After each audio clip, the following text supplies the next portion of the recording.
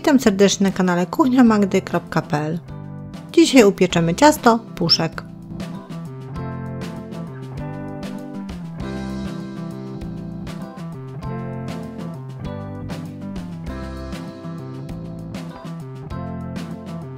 Jak Państwo widzą, ciasto składa się z kilku elementów. Zaczniemy od kremu kawowego i do niego potrzebujemy 700 ml mleka, 2 budyni śmietankowych bez cukru, 100 g cukru, 20 g mąki pszennej tortowej, 4 żółtek jaj, 4 łyżeczek kawy rozpuszczalnej, 200 g masła.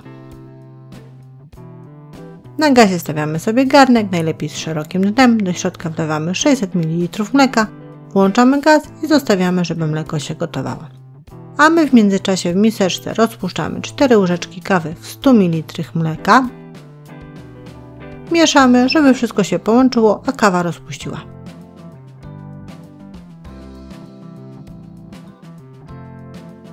Teraz możemy sobie wziąć większą miskę, do której dajemy 4 żółtka jaj. Bierzemy trzepaczkę w rękę i roztrzepujemy nasze żółtka.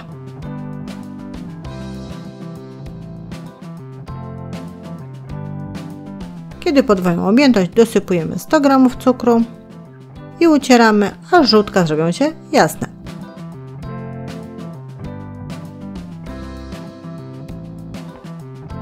Wtedy możemy dolać te 100 ml mleka z kawą i połączyć oba składniki.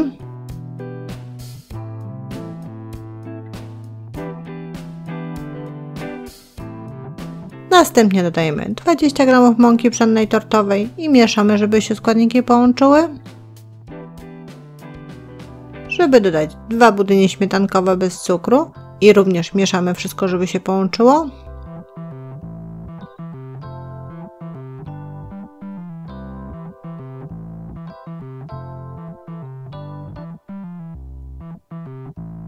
I tą mieszaninę teraz będziemy wlewać do naszego już gotującego się mleka. Robimy to powoli, cały czas mieszając.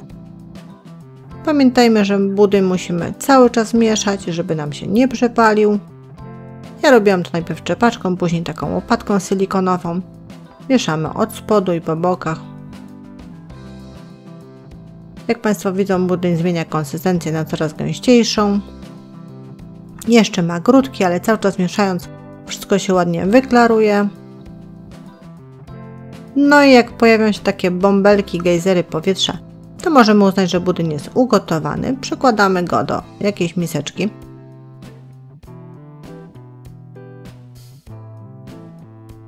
Przykrywamy z wierzchu folią spożywczą, ewentualnie aluminiową, żeby nie zrobił się korzuszek, bo później będzie nieudany krem budyniowy. I zostawiamy do całkowitego wystudzenia. W międzyczasie szykujemy sobie biszkopt czekoladowy. Piec będziemy 2 blaty, a tutaj składniki podam na 1, więc później trzeba to wszystko zdublować.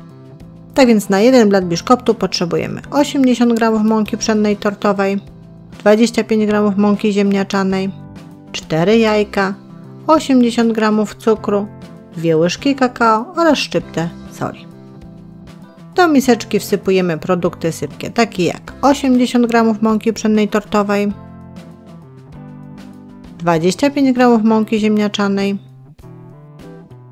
i 2 łyżki kakao i wszystko ze sobą mieszamy.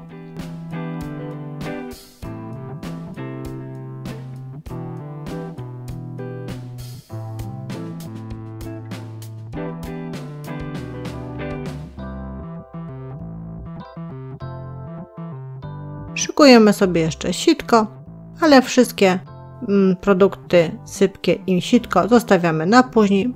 A teraz duża miska, do której dajemy 4 białka jaj, szczyptę soli, włączamy mikser i ubijamy pianę na sztywno.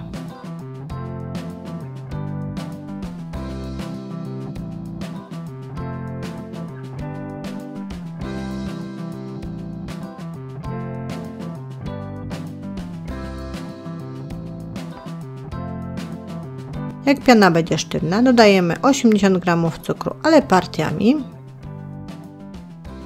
Dodajemy i mieszamy aż do wykończenia cukru. a na koniec ubijamy tyle, żeby nie słyszeć chrzęstu cukru w pianie.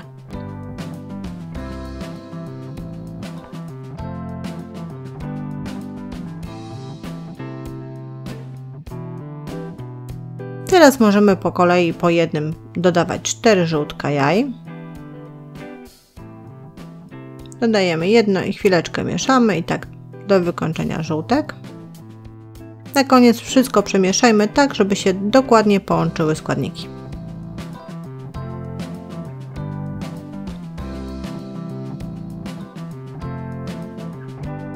Mikser odkładamy, do ręki bierzemy jakąś łyżkę, np. drewnianą, sitko i przesiewamy obie mąki i kakao, to co wcześniej przygotowywaliśmy, te produkty sypkie. Przesiewamy partiami, żeby nie wszystko naraz i mieszamy pianę z tymi składnikami.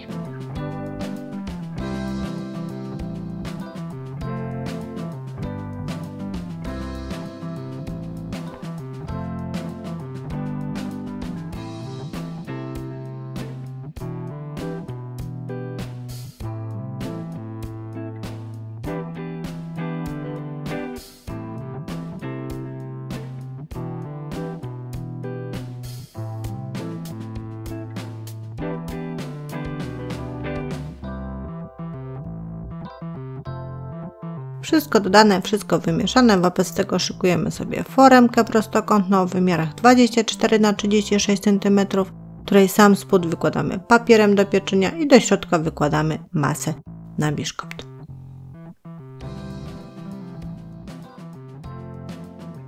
Rozprowadzamy po całej powierzchni, wyrównujemy.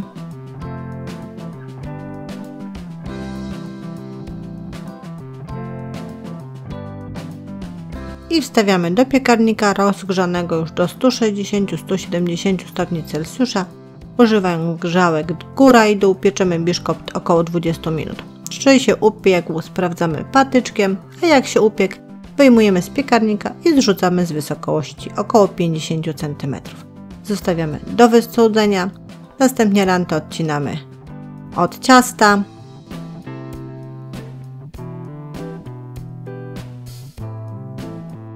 Wyjmujemy biszkopt z blaszki, zdejmujemy papier.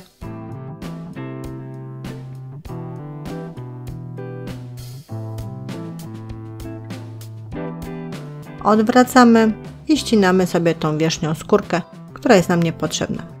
W ten sam sposób muszą Państwo upiec drugi blat biszkoptu. Mogą Państwo to zrobić dzień wcześniej. Jeżeli biszkopty będą Państwo przechowywać w folii, to ta skórka łatwiej nam zejdzie. Biszkopty na chwilę odkładamy i zajmujemy się bezą kokosową. A do jej przygotowania potrzebujemy 4 białych jaj, 180 g cukru, 170 g wiórków kokosowych, 1 łyżki mąki ziemniaczanej i 1 łyżeczki proszku do pieczenia. 4 białka jaj dajemy do miski, szczyptę soli i ponownie ubijamy na sztywną pianę.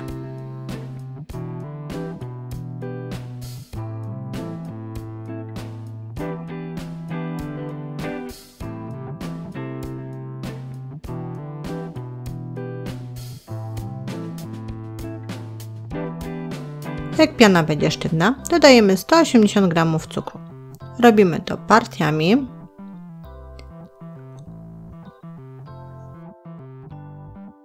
A następnie robimy to tyle, żeby nie było słychać chrzęstu cukru w pianie i żeby ta piana zrobiła się taka szklista.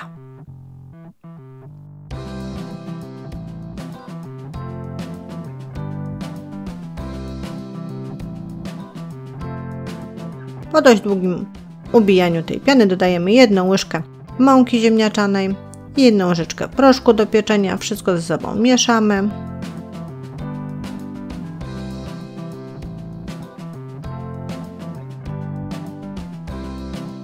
I na koniec dodajemy jeszcze 170 g wiórków kokosowych.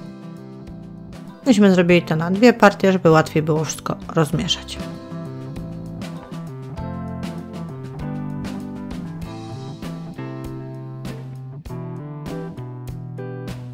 Masa przygotowana, wobec tego wracamy do foremki. Wyłożone, jak Państwo widzą, papierem do pieczenia. Masę na bezę wykładamy po całej powierzchni.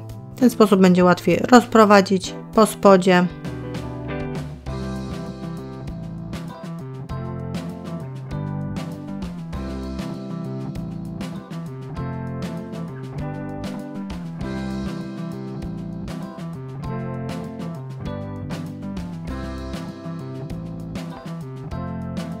I foremkę wstawiamy do piekarnika rozgrzanego już do 170 stopni Celsjusza, używając grzałki góra i dół. Pieczymy około 30 minut. Pieczymy do momentu, kiedy ta góra zrobi nam się złota. W ten sposób powinna wyglądać. Wtedy wyjmujemy ją z piekarnika i studzimy. A jak wystudzimy, możemy wyjąć z foremki, ale proszę robić to bardzo delikatnie, beza jest bardzo krucha, żeby nam się po prostu nie połamała. Delikatnie odrywamy papier od bezy. Musimy ten papier albo odciąć tak jak my nożem takim długim, albo w inny sposób go ściągnąć. Tylko proszę pamiętać, beza jest naprawdę bardzo krucha.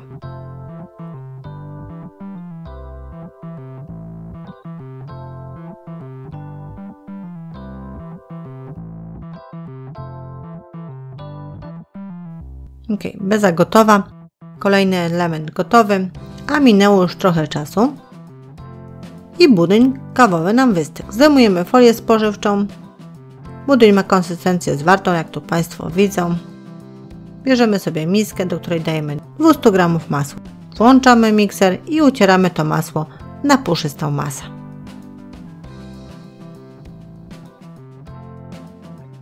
Teraz możemy stopniowo dodawać wystudzony zimny budyń.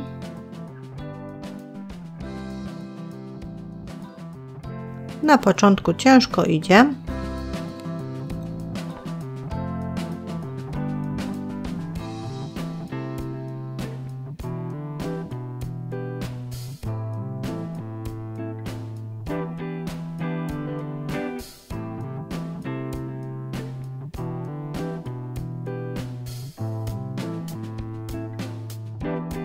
Budyń dodajemy partiami, a na koniec dodawania budyniu nie przestajemy miksować. Robimy to do momentu, kiedy masa zrobi się gładka i jedwabista, tak jak Państwo tu widzą na załączonym obrazku.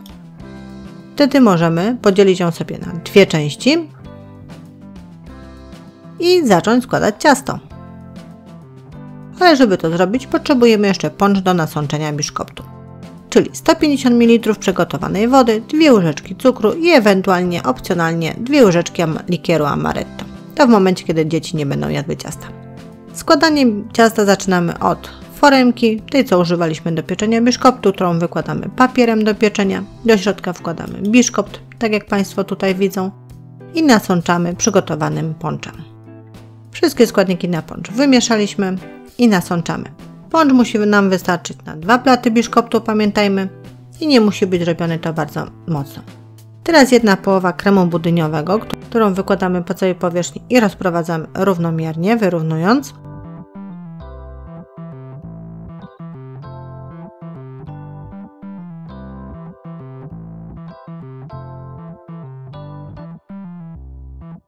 Na to wykładamy powolutku warstwę kokosową. Jak Państwo widzą, wspomagamy się deską, bo ona jest naprawdę bardzo delikatna, proszę uważać, nie połamać. I dociskamy wszystko do siebie. Druga porcja kremu budyniowego kawowego, też partiami rozłożona, żeby później łatwiej rozprowadzić po całej powierzchni.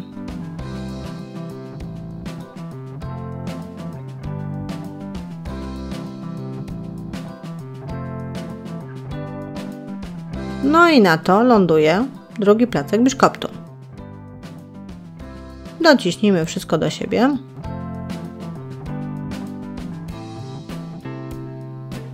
Nasączmy wszystko ponczem, który nam jeszcze został.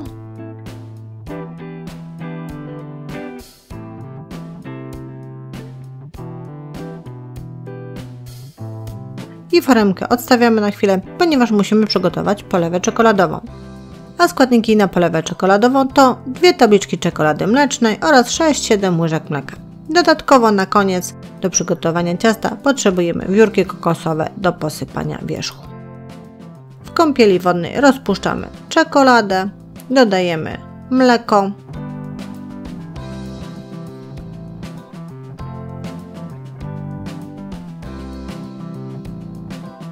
powoli te 2 tabliczki czekolady mlecznej nam się rozpuszczają w tych 6-7 łyżkach mleka. Konsystencja powinna być taka, jak Państwo tutaj widzą. Jeżeli jest za gęsta, dodajemy mleka, jeżeli za rzadka, dodajemy czekolady. Jeszcze gorącą polewą oblewamy powierzchnię naszego ciasta. Ładnie łyżką rozprowadzamy tą polewę, jak Państwo widzą, to nic trudnego.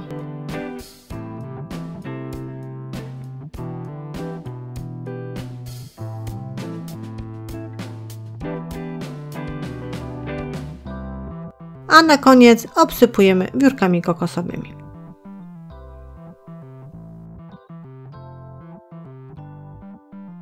Ciasto potrzebuje jeszcze tylko tyle, żeby włożyć go do lodówki na kilka godzin, żeby wszystko ze sobą dobrze się zespoliło, żeby ta masa budyniowa stężała. Po tych kilku godzinach tylko jeść, tylko się delektować, no bo co nam innego zostaje przy tak pysznym cieście. Żegnam się z Państwem, zapraszam na kolejne przepisy i porady na kuchniamagdy.pl.